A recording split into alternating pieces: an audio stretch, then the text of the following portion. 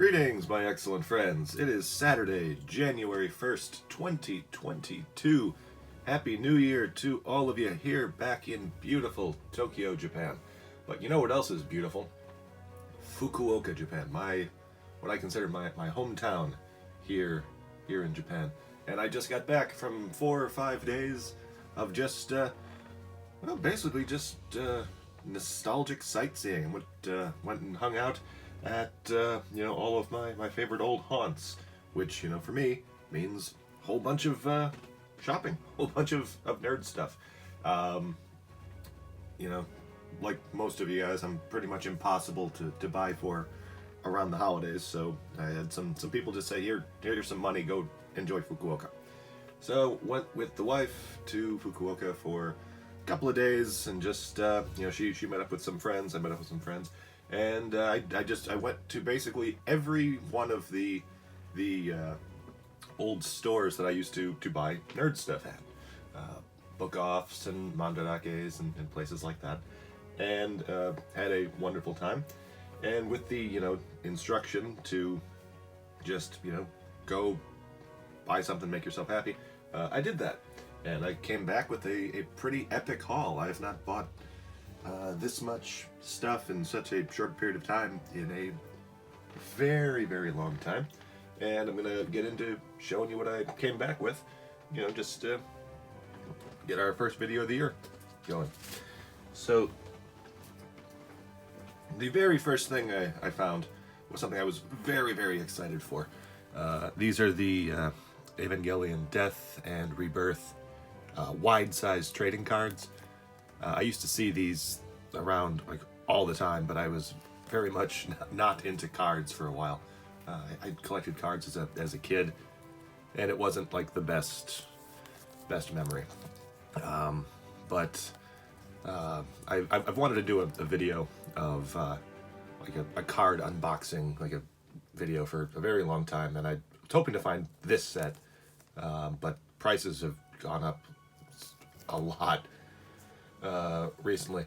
So when I stopped at my very first book off of the day, I was excited to see that this was 864 yen, which is about $8 for looks like 15 packs of 7 cards. So I definitely won't get a full set out of this, but I am very excited to open these in a future video, because it just feels good to do that kind of stuff. And I do plan to do a couple of other opening up things in the future as well. And at that same book off, I was excited to find this happy fella, the Stan Lee Marvel Legends figure. This is something I've wanted to pick up for my Spider-Man shelf for quite some time. Marvel Legends figures are fairly pricey here, and they're not carried by a lot of like mainstream stores, so like it can be very expensive and very difficult. I actually found 2 of these. There was one of these at Mandarake too, but that one was more spendy.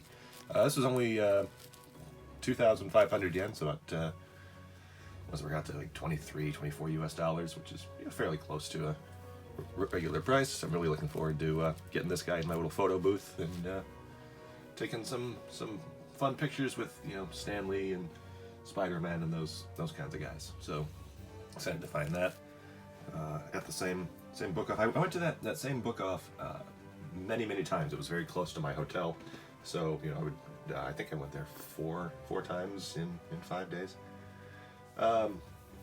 Afterwards, I went back to my first hometown place called Nishijin in Sawaraku, and I was like that's where I stayed my first 6 months living in Japan, and it's very, very nostalgic for me, because like for me for those 6 months that was Japan. So I was a little bit disappointed to see that my old my old apartment had been demolished and replaced with a newer one. But that's also kind of cool, because that apartment was, it was very old-fashioned. Like there there was no hot running water. If you wanted to, to take a bath or what have you, you had to, heat up the water in the tub and then, kind of spoon it onto yourself, which is, it's odd. But it was nice, like many tatami rooms, a lot of, hideaway closets and things like that. So if I had to guess, I was looking at the new place. I'm sure there's hot running water, but probably less floor space. But the place nearby, Don Quixote, which was like the first thing I saw after stepping out of the train station my first day in Japan, was still open, although it was noticeably sun faded. Like the entire exterior was like beaten to shit by the sun. Everything was faded. And I was very, very, very disappointed to see that they don't still play the song like the whole time. Like when I was living there, you went into Donki and you heard like that catchy theme song playing over and over and over and over again. This time I think it played for about 20 seconds and then it went into like other music. But I wanted to pick up something there to remind me of Donki. So I got this. I got the Hot Wheels Ninja Turtles Party Wagon, which is I've never owned a party wagon, being of course child of the 80s and 90s, turtle fan. Had a bunch of the figures, a bunch of the vehicles, but I never had the blimp, and I never had a party wagon. So this will go in my Ninja Turtle section if I decide to open it. Otherwise, I've only got like 5 Hot Wheels cars, and none of them are opened because I do like the packaging, but I also admit that the packaging takes up about 20 times as much space as the actual car. So that'll be fun. On the way back to that same book off, got a little Ghostbusters trading figure. This is Gozer. These were originally sold at a place called Village Vanguard, which is a wonderful little quirky shop that sells a lot of imported stuff, a lot of subculture stuff, a lot of just stuff, like weird stuff. I think these were about 1,000 yen each when they were released there. This was 200 yen. It comes with the blind bag still, with the cool artwork on it. This collect all 16, which would have been extremely spendy to do. But yeah, my big things are Transformers, Ghostbusters, and Spider-Man. So yeah, having a Gozer to just stick in the Ghostbuster display will be cool. Speaking of Transformers, I bought this thing. It came with the box, like an incredibly beat up box, and it is not complete, but it is displayable, and that is the Super Link, aka Energon Prime, and it comes with all of the little bits here to make a very displayable super robot. But this was only $20. I've seen. And it came with the box, but the box was just too big to bring home, and it was in junk shape anyway. So I mean, it's not complete. It is missing some pieces here and there, and it is broken in a few spots. But aren't we all a little? So yeah, I'll get that cleaned up. I'll put it up on my Optimus Prime shelf. I was really hoping to be able to find the Micron Legend or Cybertron Primes too, because those are I've got those sitting in my parents' attic back home, but when the hell am I ever going to get back there? But I would love to have those just displayed on my Prime shelf, because there are some noticeable omissions from what is, frankly, I think a pretty cool looking shelf. Might run out and grab the characters that combine with Prime to get like the better display. But yeah, I mean, for $20, and I felt so bad because the box wrote just missing pieces, and it didn't say which pieces or anything. And of course, the box is you can't see through it. So I asked the guy at the book off in Kokura. I was like, "Can I see what's inside?" And he's like, "Yeah, okay." But getting this thing open was just like a chore. Like they had it wrapped and sealed. The inner box was like so warped and mangled that like getting it out was difficult. There was like none of the inner packaging to hold it in place. It was just like rattling around. It took this poor guy like several minutes to get this thing open, and it was in this shape, and it did come with the trailer too, by the way. And I'm just like, yeah, I'll take it. And he's just like, oh, thank God. It just took so long to get this thing open. I'm like, yeah, I'll take it. He's like, oh, awesome, thank you. Couple other things that I picked up. Got some Gachapons. The Yodobashi camera near Hakata Station has like I'd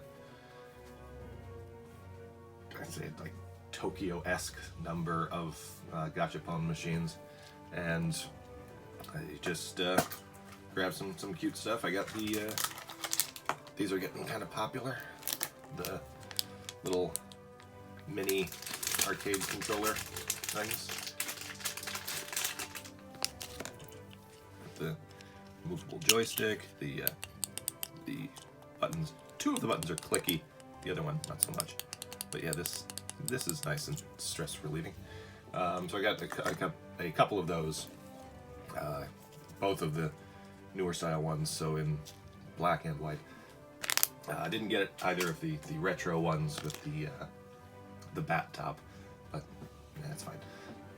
And also, let's see, can't resist cat stuff. It's a little cat that comes with a fold-out box, so you can sit the cat in the box.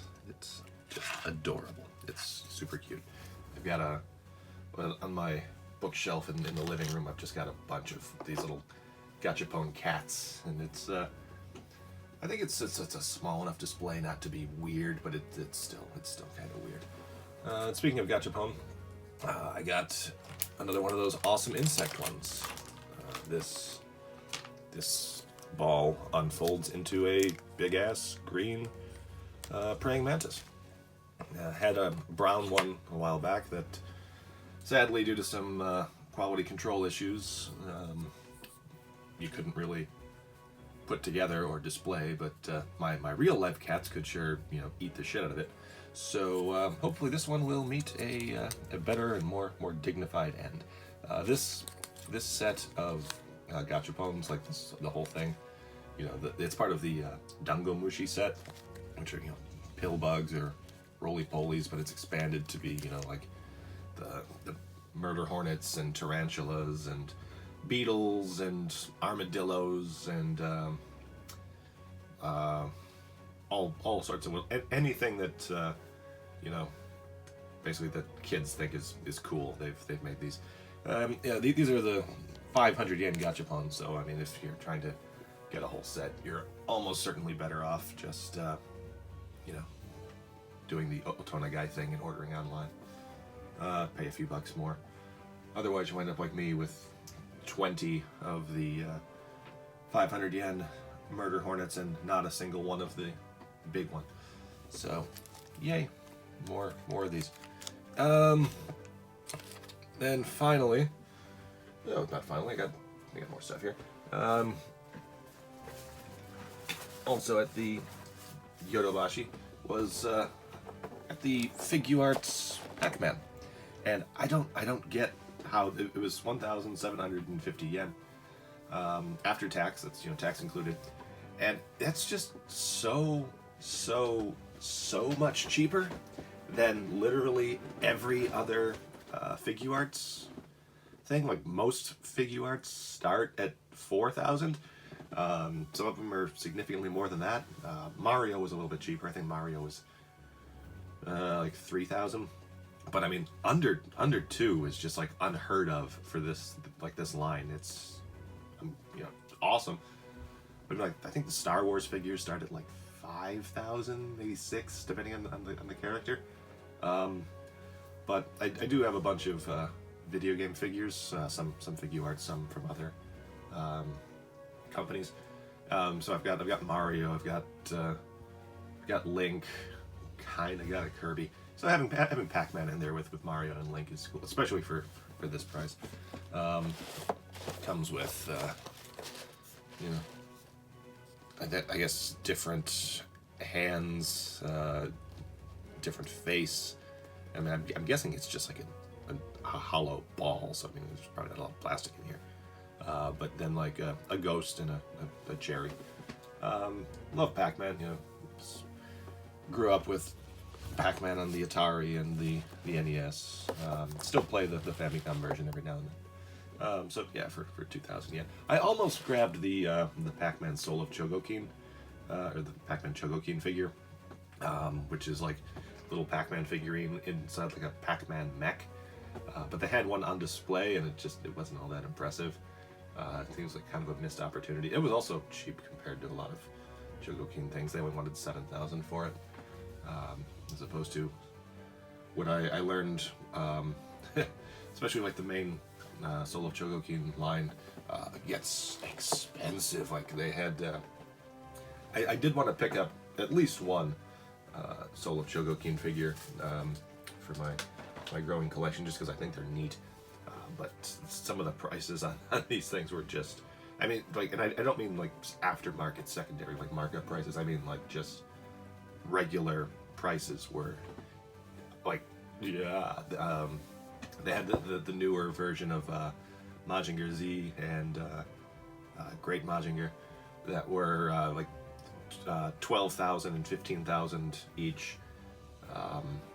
They had the vehicle Voltron for 40,000, and they had one whose name escapes me, but it's got like a skull for a chest and comes with an impossibly huge like robot dragon, and that was 75,000 yen, which nerds we like cool stuff, and we'll pay for it, but I mean, I think that's gotta be pushing some kind of upper limit to have a figure in like the main line. I mean, this is a numbered line.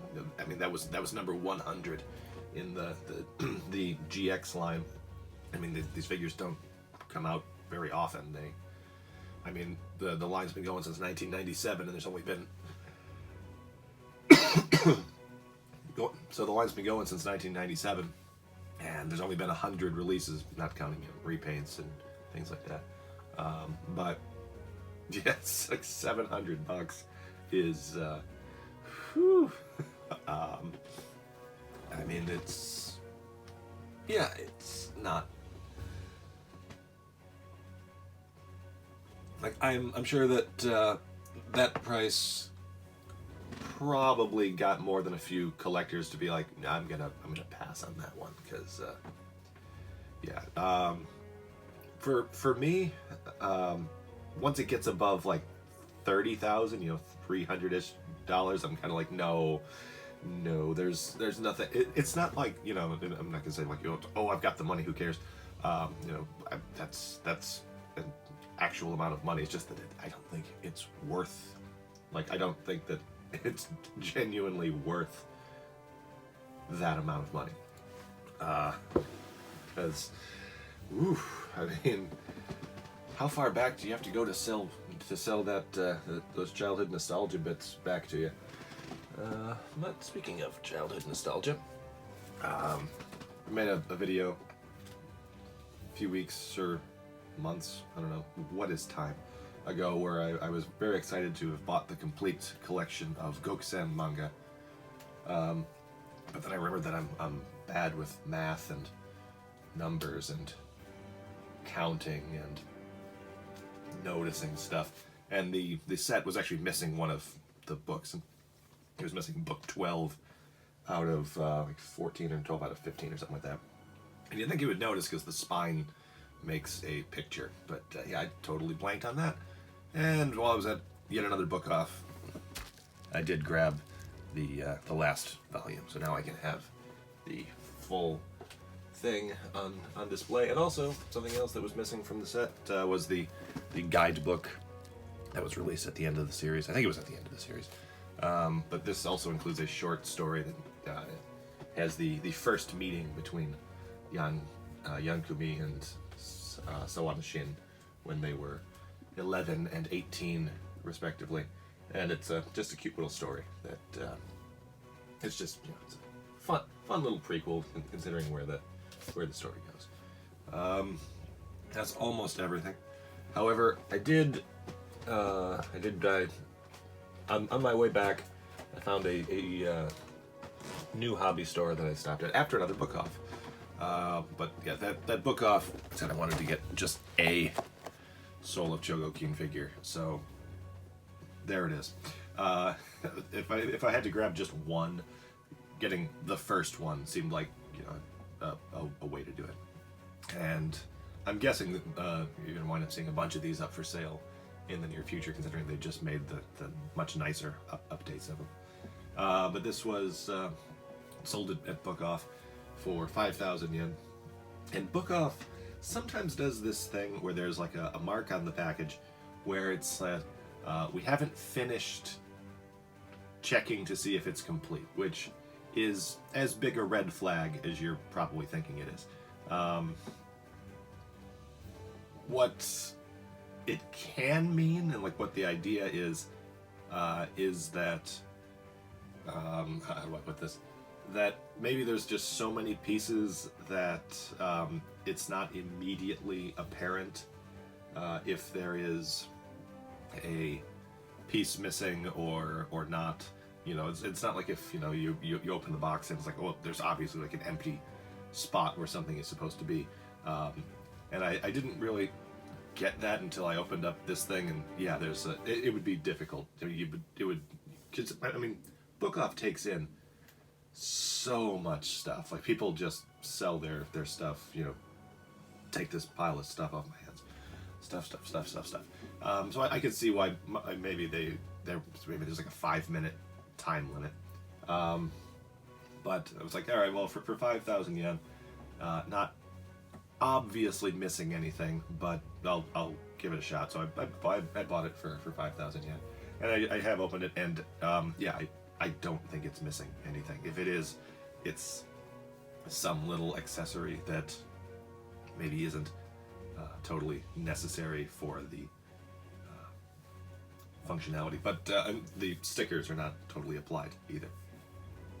But I didn't have a chance to check it out when I bought it, so I was like, it might be missing one or two little things, but hopefully I can get through that. But on the way back to the train, I got this. I bought another one. I bought 2 of these goddamn things in the same day.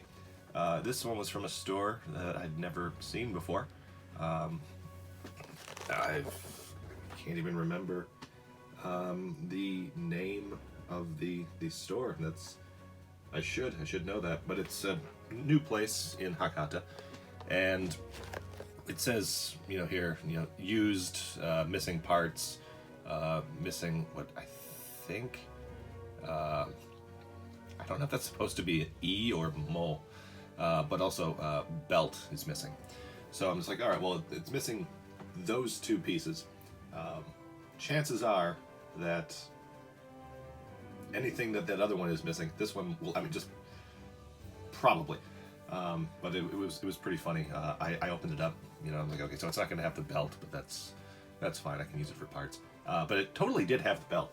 It was in a different part of the box. So the only thing that this one is missing is the little arm here to display this thing on its own, which, I mean, I guess I can do. I can, you know, I've got 2 of them. I can display both of them. But yeah, this one was a ridiculous 1,500 yen, which is $15. And I mean, it's not in great shape. I mean, there's some scratches. There's like the inner plastic is kind of like the plastic of the packaging is like yellowed. But I mean, I mean, Christ, that was just, yeah, give me that. So I am looking forward to getting these things both out of their boxes and displayed. And this one, the stickers are completely unapplied. There was no stickers whatsoever put on yet. So yeah, I'm definitely going to enjoy this. So the total amount that I spent just, you know, buying toy stuff around Fukuoka, I don't know, a couple $100, maybe 200, 250, which is more than I'm probably going to spend on toys again for quite some time. This was just, you know, out of nostalgia, and I'm looking forward to getting in my photo studio, you know, taking some pictures, you know, maybe make a joke here and there. But it was a very nice trip. It was very nice to get back to Fukuoka. Got to see friends, got to see family, and I haven't done that since I haven't seen those friends or family since 2018. I think 2018, 2019. So it was wonderful. I mean, during the coronavirus pandemic, I've been exercising an abundance of caution while living here in Tokyo, you know, around, because I had to work with kids who weren't vaccinated at the time and who might live with older relatives, so I was going to make absolutely certain not to pass that along to any of them, and, you know, that's what happened. Numbers here are going up, and they will probably continue to go up sharply over the next couple of weeks, but thankfully a lot of that is people with minor symptoms, and I do have enough COVID tests to make sure that I'm safe when I go out again. Basically everything shuts down. Not everything, a lot of stuff shuts down between New Year's and the 3rd or the 4th, so I mean, I'm basically quarantining at home anyway, just not intentionally, but that's like, is what it is. Anyway, that's been my last big haul of 2021 / first haul video of 2022. I am hoping to get videos out more regularly this year. The dream would be to get at least one out per week. That's not going to happen. But I think, you know, 1 or 2 a month should be fine to, you know, keep doing what I'm doing. If you like what I do, you know, feel free to, you know, like, share, subscribe, leave a comment. Love comments. Love nice comments. Every now and then I get some that are kind of weird.